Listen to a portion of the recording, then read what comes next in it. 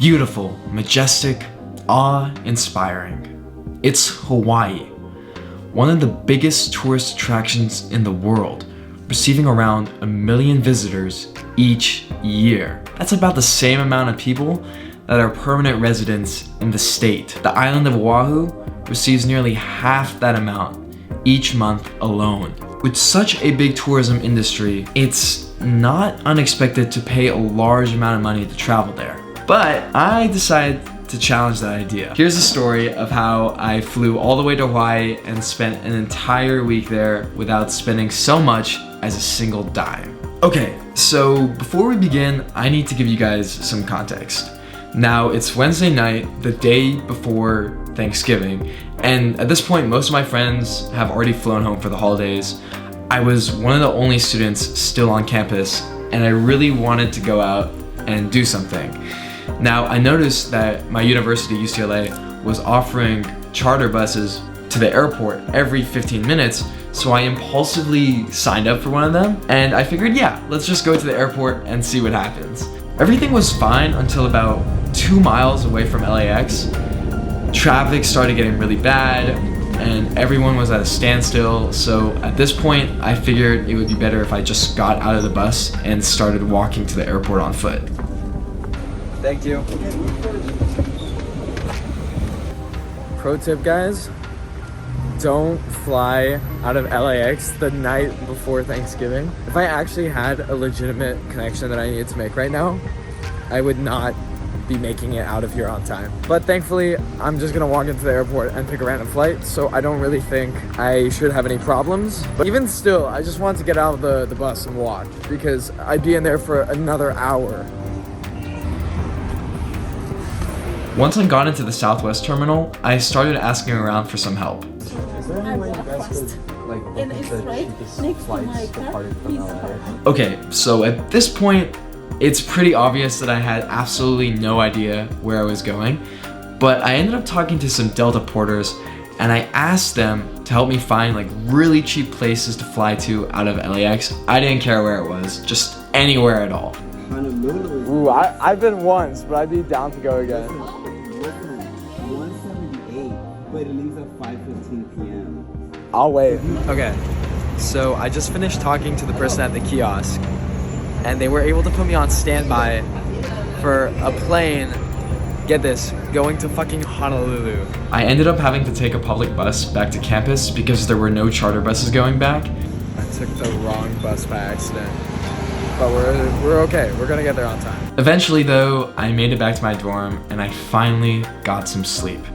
Okay guys, little progress update so far. I was really worried this morning, like I got on the phone and I called the Delta agent to cancel the flight, but then I was like, no, I can actually do this. So I went on my monitor and I started looking for hostels, and apparently at the University of Hawaii, there are people who will like share their dorm with you. So I'm doing that. And then public transportation, I'm not too worried about. I could just take the bus. And then the last thing is food. But your boy has a Costco executive membership. But now it's actually time to pack because it's like 1 o'clock and I need to get to the airport in like 4 hours.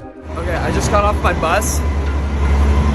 Right now it's like 4:18. Boarding starts in 12 minutes. So I literally have to get through TSA in 12 minutes just to get to boarding on time.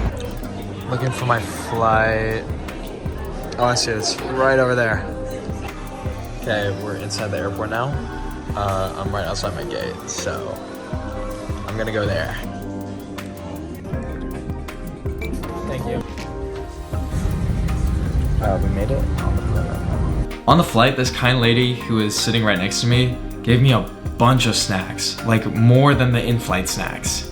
Right when we were deboarding, I realized that it was gonna be kind of late and I wasn't gonna be able to get dinner that night. So I ended up talking to one of the flight attendants and asked for some food. I'll go get it. Thank you. And they were nice enough to give me this whole bag of in-flight snacks. I got on a bus fully planning to go to the University of Hawaii and sleep there, but all of that was about to change. At one of the stops, I started talking to my bus driver about my little adventure, and she was getting really invested. Diamond Head Crater? That's the one. You hiked the trail? Yeah, I hiked the trail. Did it? Yeah. Oh, whatever. That's how I was Cool. It was fun. wanted to do that. Was it? It wasn't that hard. Yeah. Yeah, it wasn't that steep. It was pretty easy. I'm gonna go. Yeah. And after like a little back and forth dialogue, she agreed to let me stay at her place for the night because she didn't want me wandering around in the cold. Her name was Patty. Next thing you know, we're driving to her apartment. The second I started talking to her more in the car, I realized that she was a really fun person and she had a really amazing sense of humor. This is the place for the night. It's pretty cute.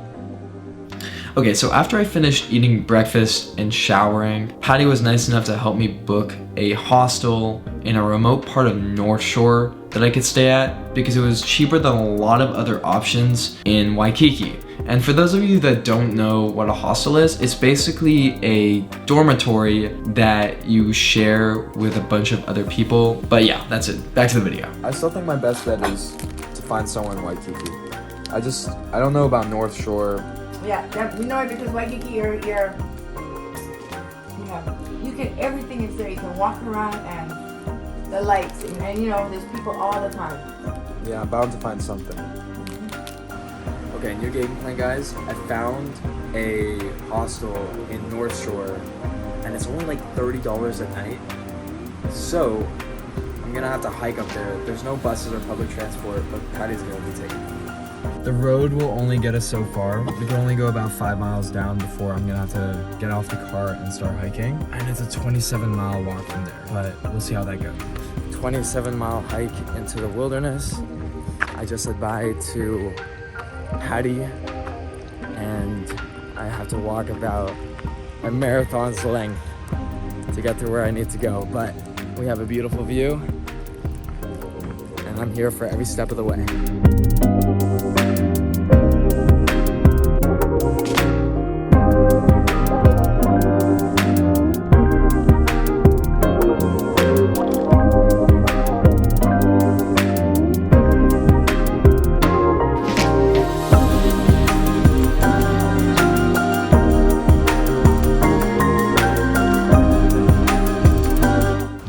It's just now starting to dawn on me how long this hike is truly gonna take. I'm only 2 miles in and it's been almost an hour. I'm starving, I'm thirsty, and now I have to ascend this hill right over here with all my stuff on. Here we go, boys. This is just beautiful. I don't know. It makes up for like 10 or whatever miles of hiking. But I literally cannot go any further. Like, I dropped my stuff on the floor over there. And now I'm just gonna stick my thumb out and hitchhike. Hopefully that works. Good news, it did work. I was lucky enough to get picked up off the side of the road by this very nice couple. The driver's name was David, and his girlfriend, who's from Costa Rica, was sitting in the passenger seat. I don't know, I find like the best times I have in life is just like on a dime, impulsive decisions.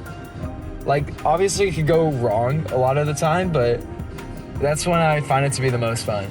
Yeah, that's awesome. I did that. I backpacked Europe for a couple, like 2 months. Really? Where in Europe?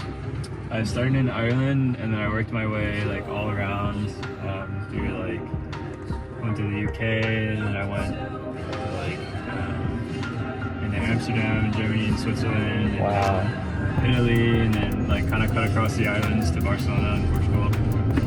But I just was like said yes to everything and just kind of just went with the flow everywhere. That's awesome.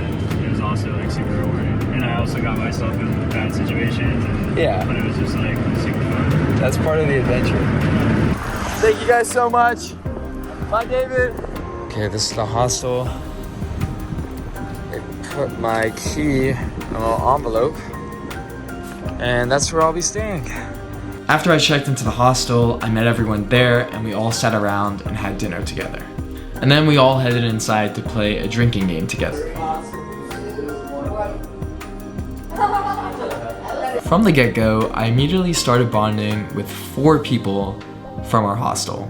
The first person I started getting to know was Harrison. Yup, that's Harrison. He's a surfer, bodyboarder, and EMT specialist all the way from the great state of Florida. I told him about my trip, and the very first thing he did was sign me up for a surfing competition, which, as it so happens, is exactly what we did the next day. Just went surfing at Waimea. These waves are like, okay, it's not that bad right now, but I kid you not, when I was doing it, they were like 15, 20 feet tall, and I was doing fine, but then I got caught up in like the undercurrent of one of the waves, and I got dragged in the sand. So I'm taking a quick break, but this is hella fun. We stayed on the beach for a while after the competition and ended up getting in a volleyball tournament with some other guys. But that was it for day 4. On to day 5. I spent this whole entire day with Grant. That's Grant. He's a filmmaker who travels abroad, but recently he's been living in Japan for the past 3 years.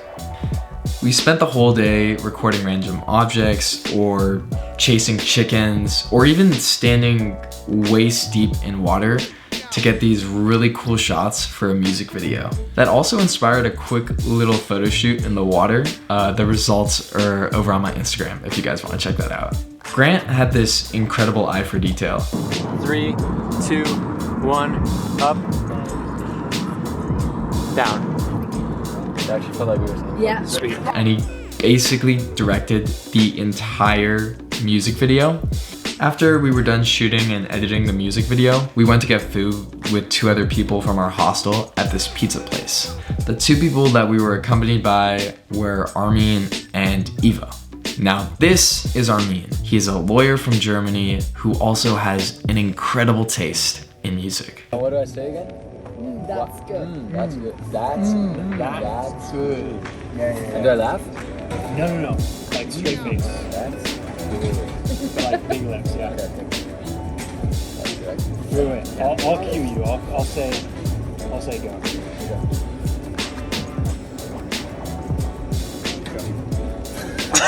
Armin introduced me to this artist called Dave from the UK. He's a conscious rapper, and I still listen to him now. Oh, and I almost forgot. This is Eva. She is a student from Germany who's been traveling the US over her winter break. We spent a lot of time having late night talks or just sitting by the ocean together.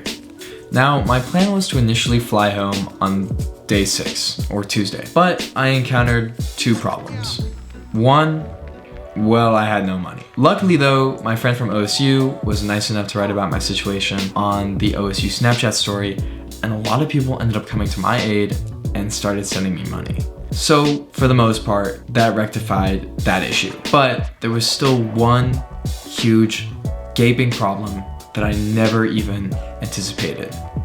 Mauna Loa, a volcano which hasn't erupted since 1984, just so happened to erupt on my 6th day on the island. Flights were getting canceled left and right, and I genuinely thought I was gonna be stranded. I realized that there wasn't all that much I could do at that point, so I mostly spent the rest of day 6 doing my homework by the beach. You know, since I'm a college student and I had finals in a week.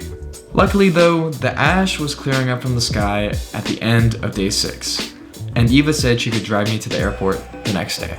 She took me to mainland Waikiki, and after watching the sunrise together, we went to grab some breakfast. Then it was off to the airport, where I somehow managed to get on a standby flight returning home. Oh, I also got to stream the Minion movie to some kids sitting next to me in the plane. Well guys, that's the end of my week-long trip to Hawaii. None of this would have been possible without the kindness of strangers who helped me get around the island. Patty, who gave me a place to stay for the first night. David and his girlfriend, who practically carpooled me all the way around the island. And my hostel buddies, Harrison, Grant, Armin, and Eva, who each shared a unique part of their life with me. The funny thing is, I got to see Eva a week later in LA. We toured the Getty Museum, and then I showed her around campus. We even climbed to one of the top of the North Campus buildings and watched the sunset. I fully plan on taking another one of these spontaneous adventures soon, especially considering how easy it was for me to finesse my way around without paying so much as a single dime. But that's all there is for now. Thank you guys so much for watching my first video. There's gonna be plenty more to come. please be sure to subscribe. The link's either gonna be somewhere here or maybe somewhere here. I'm not sure yet. Anyways, I'll see you all next time. Peace out.